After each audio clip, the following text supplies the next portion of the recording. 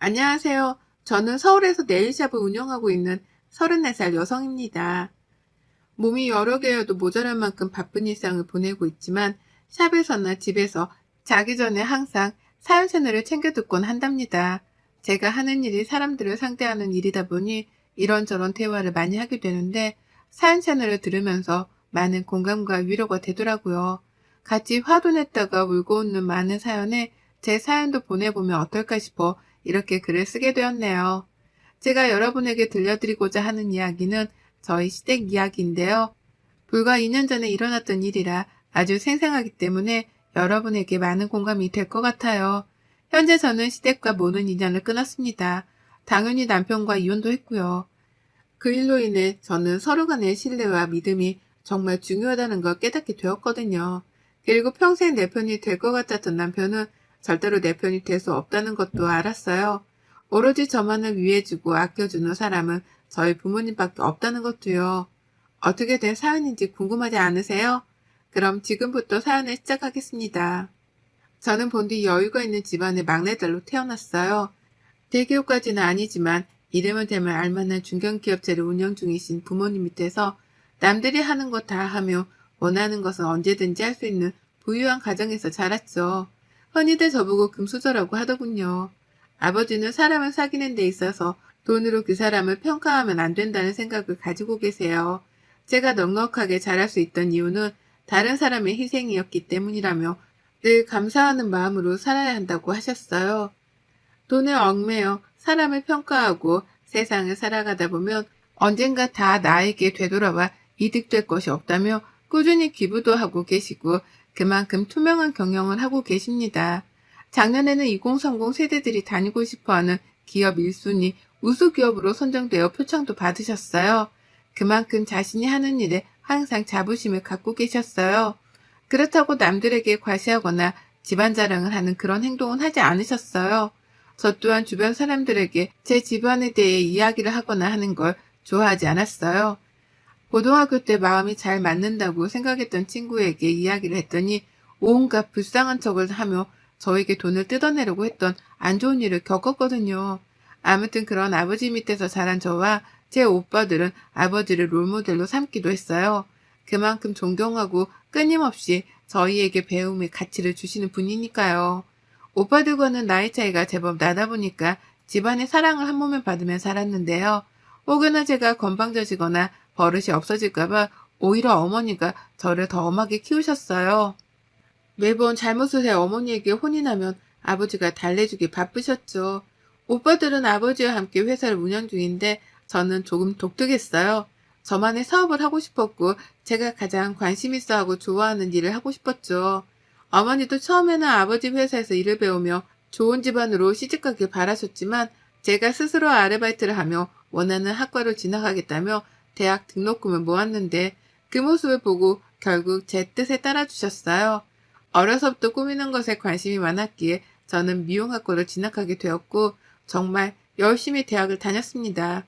누군가 알아주길 바라는 마음이 아닌 정말 내가 좋아하는 일이었기에 대학을 졸업하고 미용실에서 막내로 일하며 혹독한 세월을 견뎠죠. 그렇게 시간이 흐르고 미용실에서 일하게 된 지도 5년이라는 세월이 흘렀어요. 저는 실장이라는 직급을 달게 되었고 신입 직원들의 교육을 담당하게 되었죠. 별도로 학원을 다니며 공부를 할 만큼 네일아트 분야에도 관심이 많았어요. 언젠가는 저만의 샵을 차릴 생각을 하며 하루하루 열심히 살았답니다. 그러던 어느 날이었어요. 한 방송국에서 아나운서를 뽑는 오디션 프로그램에 헤어와 메이크업을 담당해달라는 협찬 의뢰가 들어왔어요. 설레는 마음으로 몇몇의 직원들과 입사 동기인 차 실장과 함께 새로운 일을 하게 되었죠.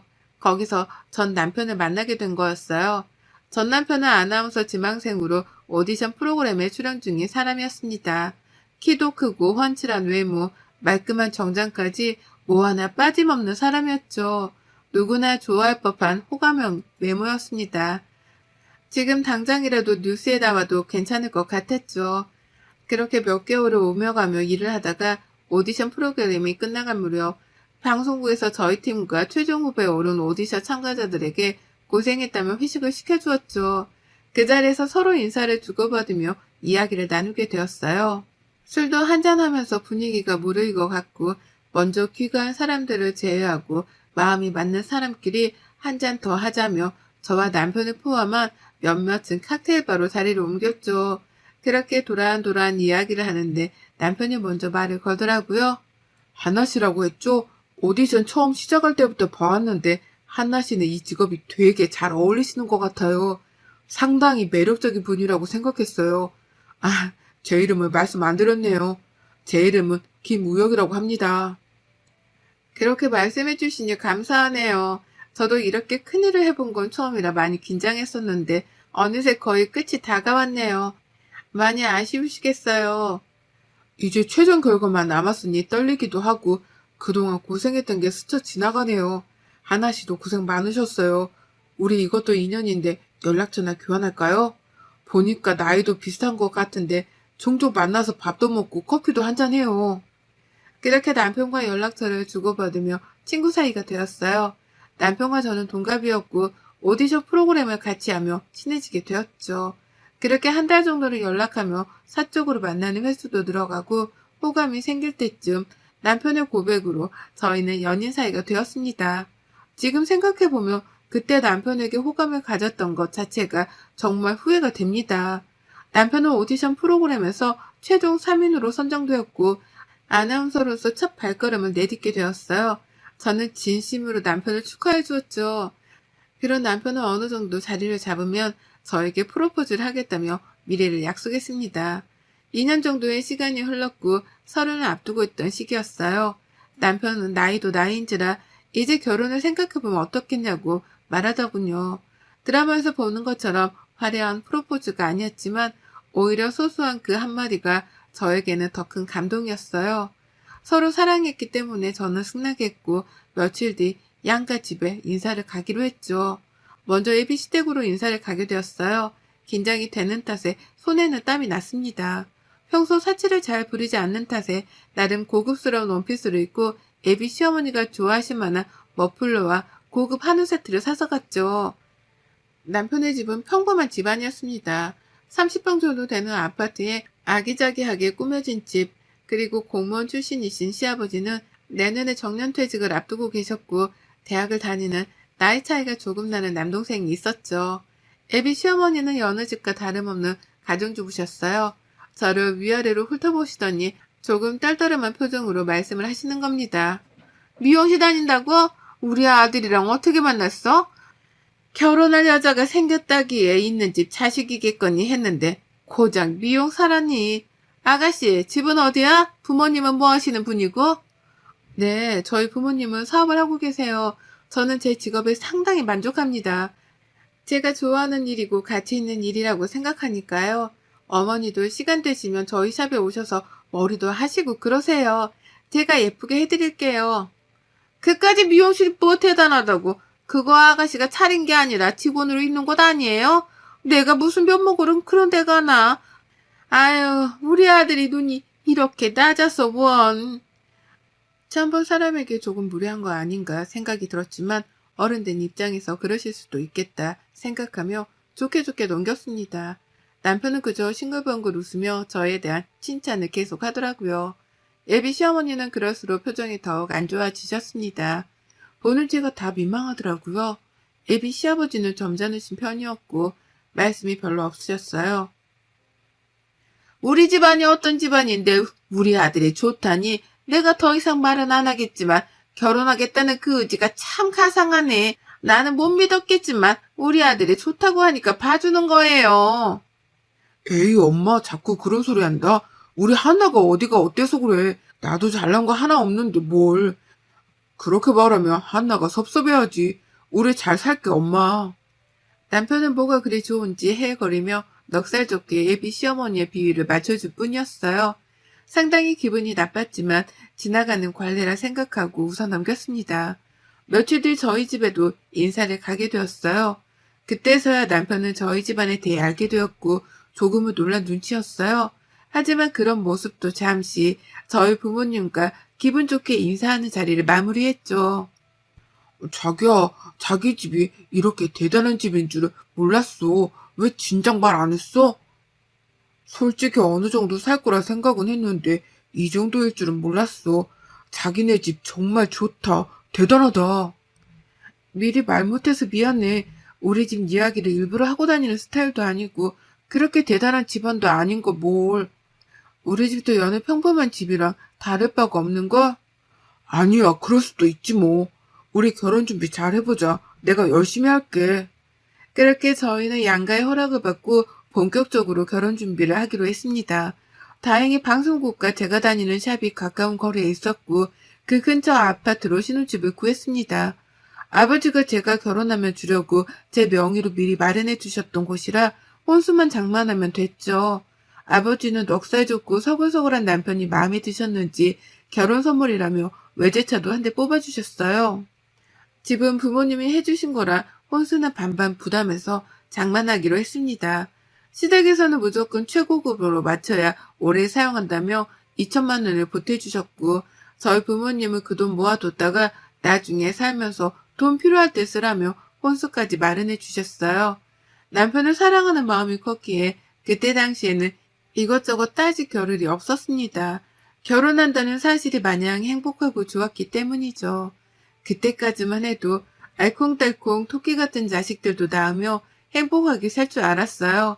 몇 개월 뒤 저희는 많은 사람들의 축하를 받으며 행복한 결혼식을 올렸어요. 남편은 방송국에서 메인 앵커로 자리를 잡으며 점점 승승장구하게 되었어요. 신혼을 충분히 즐기고 아이를 갖자고 협의했고 저희는 그렇게 달콤한 신혼생활을 즐겼습니다. 어느 정도 각오는 했었지만 결혼한 뒤에는 시어머니가 제대로 시집살이를 시키더군요. 밥하는 것부터 빨래하는 것까지 어느 하나 터치를 안 하시는 부분이 없었어요. 그나마 남편이 우리가 알아서 할 테니 그만하라고 단도리를 친 덕에 관심이 조금은 줄었지만요. 작년부터는 한 달에 200만 원씩 용돈을 달라고 하는 겁니다. 시아버지가 올 초에 정년퇴직을 하셔서 연금을 받긴 하지만 아직 대학생인 시동생이 있었고 시아버지 연금으로는 학비도 부족하고 생활이 빠듯하겠거니 생각해서 그러려니 했어요. 저도 어느 정도 연차가 쌓였던지라 세전 600 정도를 벌고 있었기에 큰 부담은 아니었죠. 하지만 시간이 지날수록 요구가 과해지기 시작했습니다. 알아서 용돈도 챙겨드리고 여행도 보내드리고 또 한 번은 동창 모임을 하는데 체면이 안 선다고 하셔서 고급 호텔 식당을 예약해 드리기까지 했어요. 툭하면 가정가구를 바꾸기도 하시고 끊임없이 돈 요구를 하셨죠. 저희도 슬슬 아이를 가질 계획을 해야 했던 터라 남편에게 말을 했어요.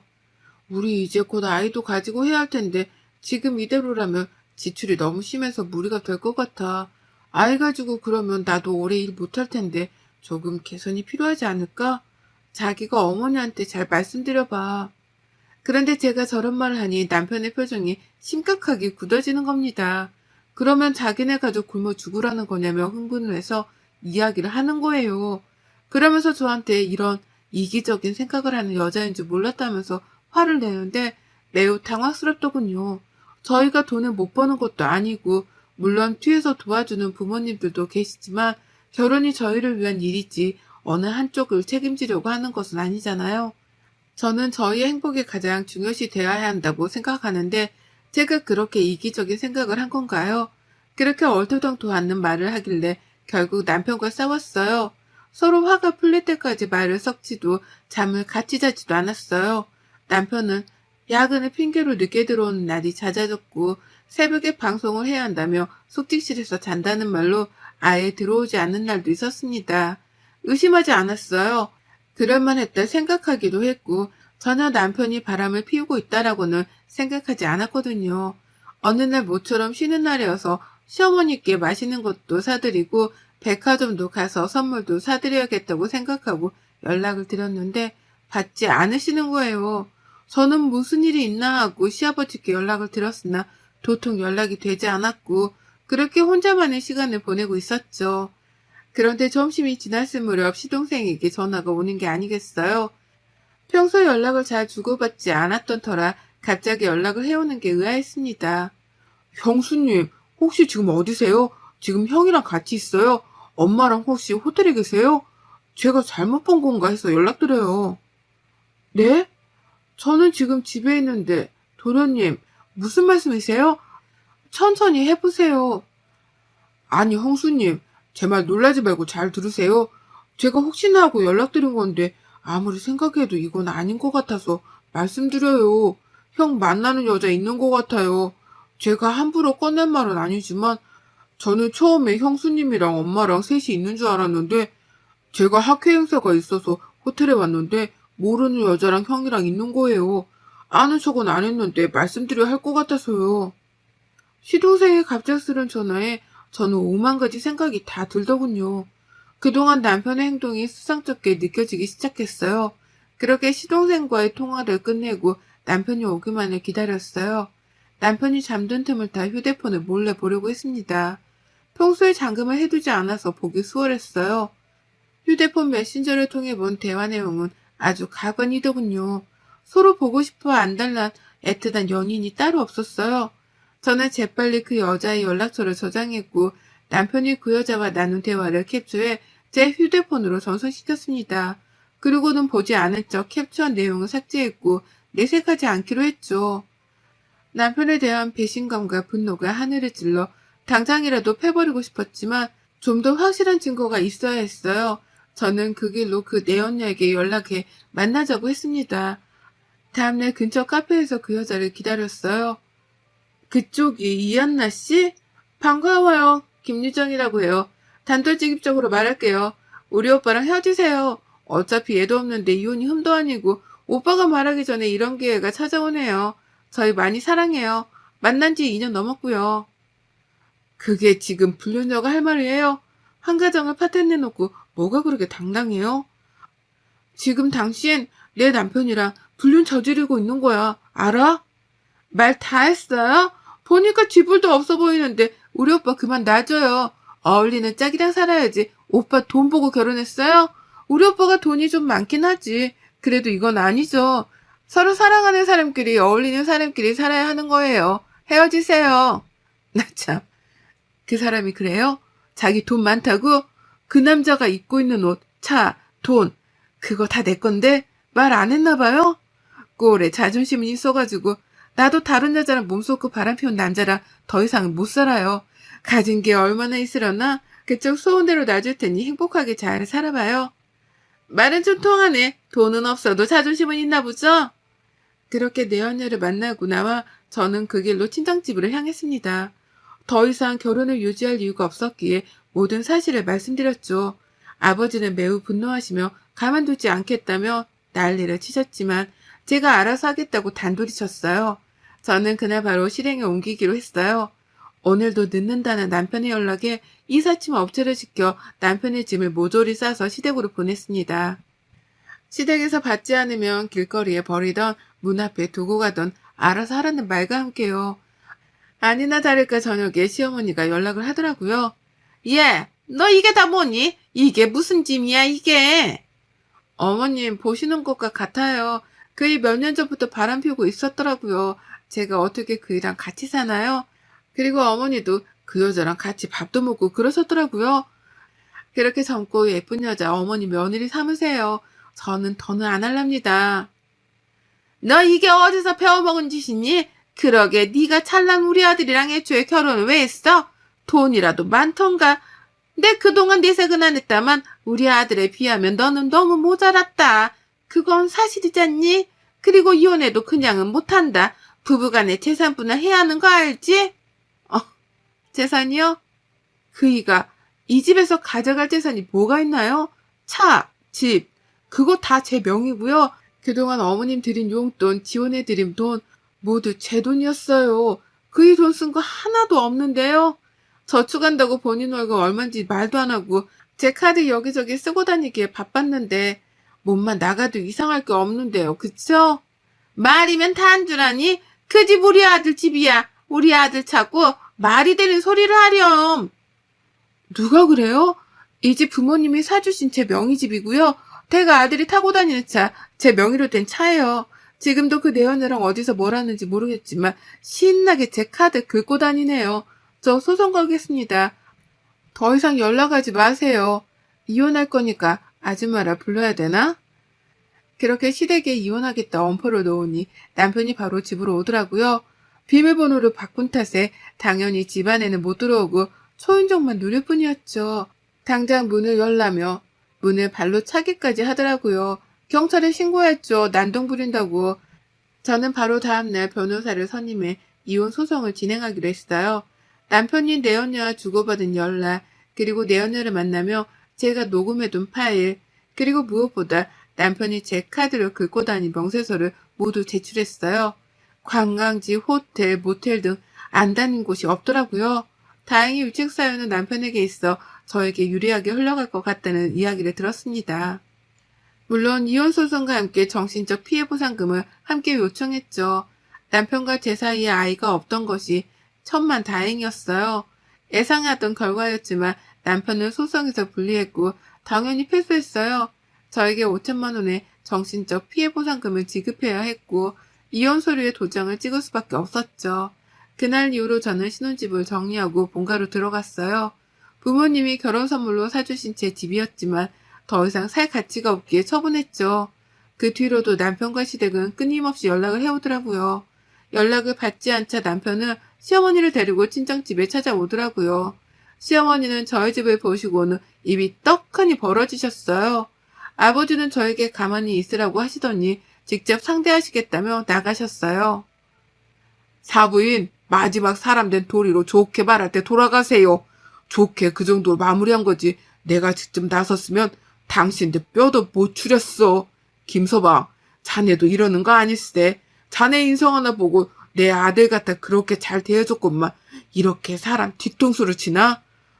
지금 돌아가지 않으면 내 무슨 수를 써서라도 자네 밑바닥 생활이 뭔지 보여줄 것세. 그렇게 무섭게 정색을 하시며 호통을 치자 남편은 즐겁하며 집으로 돌아갔습니다. 그 뒤로 저는 다니던 미용실을 그만두고 개인 사업을 하기 위해 동부서주했어요. 오랜 꿈이었던 개인샵을 차리고 싶었죠. 그동안 일했던 경력도 있고 마음이 맞아 같이 사업을 시작하기로 한 동료와 차근차근 준비를 해나가기 시작했어요. 3년 정도가 지난 지금 신촌의 샵을 시작으로 현재는 강남, 이태원 등 3개의 체인점을 두게 되었답니다. 기업을 운영하시는 아버지의 도움 덕에 빠르게 성장할 수 있었죠. 요즘 트렌드에 맞춰 저희가 스스로 노력한 결과도 있었습니다. 개인 방송을 통해 저희 샵을 홍보한 효과가 컸고 SNS로 소문이 나기 시작해 인플루언서들에게 협찬을 해준 덕분인지 빠르게 소문이 났어요. 패션 잡지사에서 인터뷰를 하기도 했답니다. 믿었던 사랑하는 사람의 배신으로 이혼의 아픔을 겪었지만 저는 앞으로 더 성장할 것이고 더 잘 되리라 생각하고 있어요. 그 남편은 어떻게 됐냐고요?